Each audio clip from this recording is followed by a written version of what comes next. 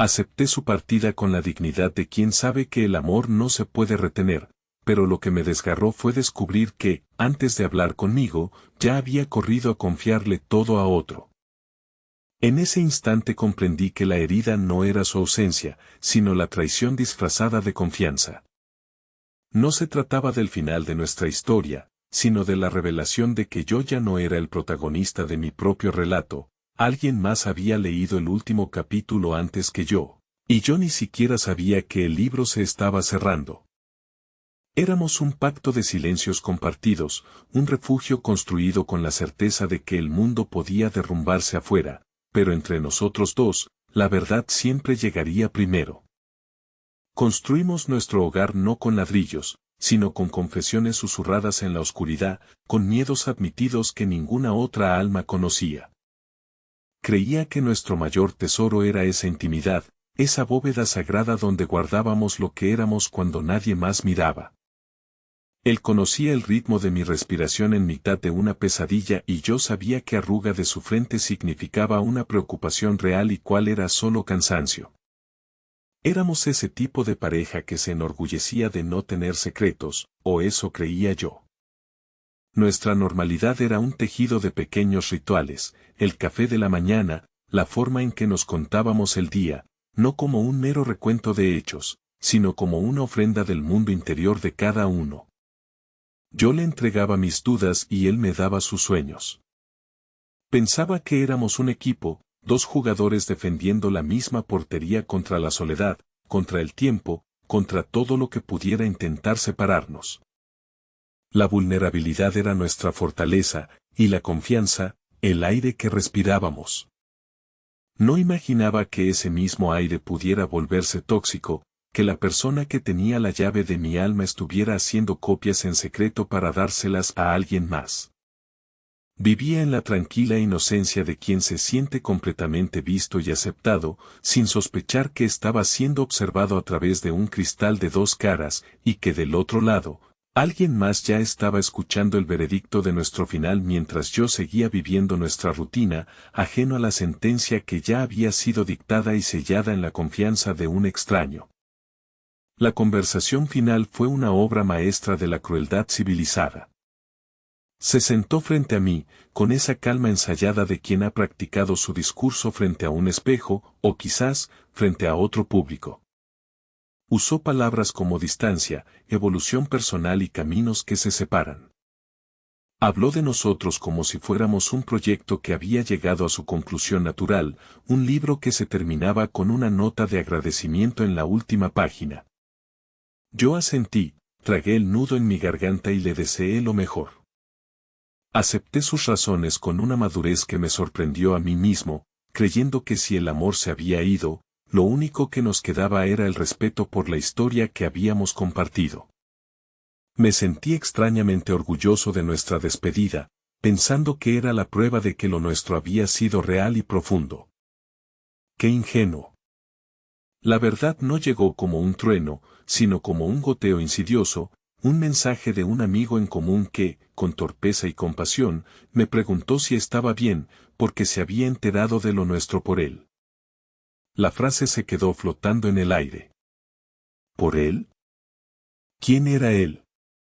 Y entonces la pieza encajó. El amigo de su trabajo, aquel del que hablaba con una nueva frecuencia en las últimas semanas. La sangre se me heló en las venas. Cada palabra de nuestra despedida se rebobinó en mi mente, pero esta vez con una nueva banda sonora, una de mentiras y ensayos. Su calma no era respeto, era el alivio de quien ya ha procesado el duelo con otra persona. Su discurso no era honesto, era un guión que ya había sido aprobado por un tercero. Mi dignidad se hizo añicos. El dolor no fue por la ruptura, sino por el engaño. Me di cuenta de que mientras yo le ofrecía una despedida honesta, él solo estaba cumpliendo con un trámite. El verdadero adiós, el emocional, el importante, se lo había dado a otro. Yo no fui el coprotagonista de nuestro final, fui el último espectador en enterarse, el que llega a la sala cuando los créditos ya están pasando. La traición no fue que me dejara, fue que convirtiera nuestro santuario en un escenario y le diera a un extraño un asiento en primera fila para ver cómo demolía todo lo que habíamos construido, mucho antes de atreverse a decirme que la función había terminado. El silencio que siguió no fue pacífico, fue un abismo ensordecedor. Cada rincón de la casa, antes lleno de nuestras risas y conversaciones, ahora era un eco de mi soledad y su engaño. Las noches eran lo peor. Me acostaba en mi lado de la cama, sintiendo el frío del espacio vacío a mi lado, un vacío que no solo representaba su ausencia física, sino el hueco que había dejado en mi confianza. Mi mente se convirtió en una sala de tortura donde yo era el único prisionero. Proyectaba en bucle la misma película una y otra vez, él, contándole a ese otro hombre sus dudas sobre nosotros. Él, buscando consuelo en otros brazos mientras yo dormía a su lado creyendo que estábamos bien. Él, planeando su salida mientras yo planeaba nuestro próximo viaje. ¿Qué palabras usó? ¿Lloró? ¿Ese otro le aconsejó que me dejara? Me obsesioné con los detalles de una conversación que nunca escucharía, una intimidad que me había sido robada y entregada a un usurpador. Me sentía despojado, no de un amor, sino de mi propia historia. Me miraba al espejo y no me reconocía. Veía a un tonto, a alguien que había sido tan ciego, tan confiado. Dejé de comer, dejé de dormir. El mundo exterior se volvió borroso, un ruido de fondo para el estruendo de mi dolor interno. Los amigos me llamaban y yo respondía con monosílabos, incapaz de articular la profundidad de la herida. ¿Cómo explicar que no lloraba por un amor perdido, sino por un respeto aniquilado? ¿Cómo decir que me sentía borrado, como si mi rol en su vida hubiera sido tan secundario que ni siquiera merecía la cortesía de una confesión final? Toqué fondo el día que me encontré revisando sus redes sociales, buscando una foto de él, del otro. Quería ponerle cara a mi fantasma, al ladrón de mi confianza. Y en ese preciso instante de degradación, con el teléfono en la mano y las lágrimas nublando mi vista, comprendí que estaba permitiendo que su traición me definiera. Estaba viviendo en el epílogo que él había escrito para mí, y era un epílogo miserable. Fue un momento de claridad brutal en medio de la oscuridad más absoluta. Estaba en el suelo del baño, con el teléfono caído a un lado, y un sollozo seco se escapó de mi pecho, un sonido hueco y final. Fue el sonido de la rendición, pero no ante él, sino ante mi propio dolor. Ya no podía más. No podía pasar un día más siendo el detective de mi propia miseria, buscando pistas en un caso cerrado. Me levanté, me miré en el espejo y vi la devastación. Pero por primera vez en meses, no aparté la mirada.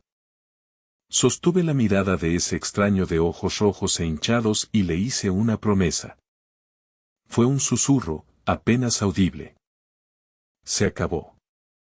No se refería a nosotros. Se refería a esto. Al sufrimiento. Al bucle. Al veneno.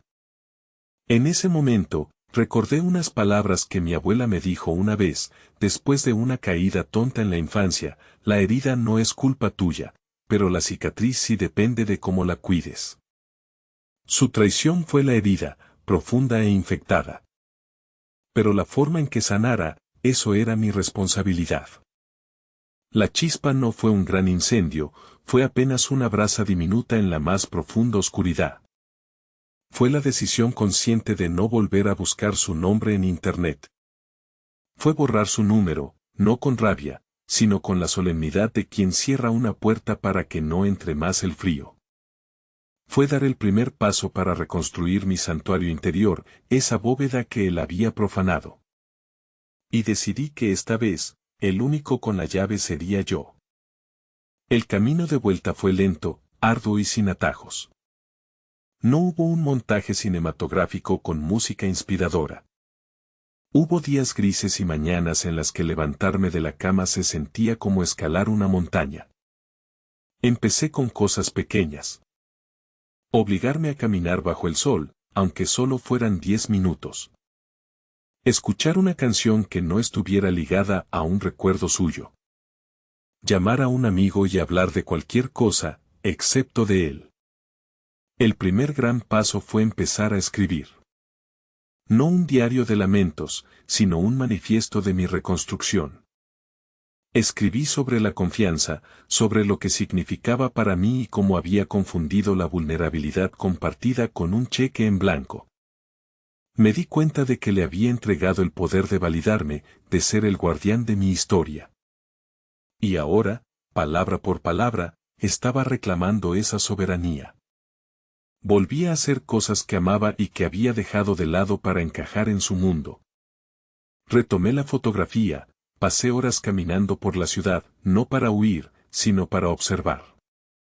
Para encontrar belleza en los detalles anónimos, en las caras de los extraños, en la forma en que la luz se filtraba a través de las hojas de los árboles. Cada foto era una prueba de que todavía había un mundo ahí fuera, un mundo que no giraba en torno a mi dolor. Hubo recaídas, por supuesto. Noches de insomnio, momentos de duda en los que la amargura amenazaba con ahogarme. Pero aprendí a tratar esos momentos no como fracasos, sino como ecos del pasado que cada vez sonaban más lejanos. Aprendí a ser mi propio confidente, a sentarme con mi tristeza y preguntarle qué necesitaba, en lugar de intentar silenciarla. Me convertí en la persona a la que acudiría en busca de consejo. El verdadero trabajo no fue olvidarlo a él, fue recordarme a mí. El clímax de mi redención no ocurrió en un encuentro dramático ni en una confrontación catártica. Sucedió en una tarde de martes completamente ordinaria. Estaba en una cafetería, leyendo un libro, cuando la puerta se abrió y entró él. Iba de la mano de ese otro hombre. Por un segundo, el tiempo se detuvo. Mi corazón dio un vuelco, una reacción visceral, un eco del viejo dolor. Los vi reír por algo, una risa cómplice, íntima. Y entonces, esperé el golpe, la punzada de traición, la ola de rabia. Pero no llegó. En su lugar, sentí una calma profunda, una extraña y serena indiferencia. Los miré no como el villano de mi historia y su cómplice, sino simplemente como dos personas viviendo su vida. Su felicidad ya no era un ataque personal contra mí. Su historia ya no estaba entrelazada con la mía. En ese instante me di cuenta de que era libre. La herida había cicatrizado. Ya no dolía al tocarla. Él levantó la vista y nuestras miradas se cruzaron. Vi un destello de sorpresa, quizás de culpa en sus ojos. Yo simplemente le ofrecí una leve inclinación de cabeza, un gesto no de perdón, sino de reconocimiento. De cierre. No necesitaba una disculpa. Mi paz ya no dependía de su arrepentimiento. Me di la vuelta y volví a mi libro, pero ya no estaba leyendo. Estaba sonriendo para mis adentros. El poder que le había dado sobre mis emociones se había desvanecido por completo. La traición había sido un veneno, pero yo había encontrado el antídoto dentro de mí. Había ganado, no porque lo hubiera superado, sino porque me había recuperado a mí mismo. Mi santuario interior estaba reconstruido, más fuerte que antes, y esta vez, las paredes eran a prueba de fantasmas. Aprendí que la confianza más sagrada no es la que le entregamos a otra persona, sino la que debemos tener en nuestra propia capacidad para sanar. A veces, las personas entran en nuestras vidas para enseñarnos cuán profundo podemos amar, y otras veces, se van para enseñarnos cuán fuerte podemos ser. La traición duele de una forma única porque no rompe solo tu corazón, sino tu percepción de la realidad. Te hace cuestionar tu juicio, tu valía, tu historia. Pero esa herida, tan personal y tan profunda, contiene la semilla de una fuerza que no sabías que tenías. Si alguna vez te encuentras en ese lugar oscuro, sintiendo que te han borrado de tu propia narrativa, recuerda esto, tú sostienes la pluma. Nadie más puede escribir tu próximo capítulo. El dolor es un visitante ruidoso, pero no tiene por qué convertirse en un residente permanente. Permítete sentir la rabia, la tristeza, la confusión. Pero no construyas un hogar en esas ruinas. Y usa esas piedras rotas para construir una nueva fundación, una que sea solo tuya. La verdadera sanación no consiste en encontrar a alguien que te demuestre que no todos son iguales, consiste en demostrarte a ti mismo que tu valor no depende de la lealtad de nadie. Conviértete en tu propio confidente, en tu refugio más seguro. Y un día, sin que te des cuenta, te encontrarás con los fantasmas de tu pasado y descubrirás que ya no tienen poder sobre ti. No porque los hayas perdonado, necesariamente, sino porque finalmente te has perdonado a ti mismo por haber confiado. Y te darás cuenta de que la herida no te destruyó, te reconstruyó.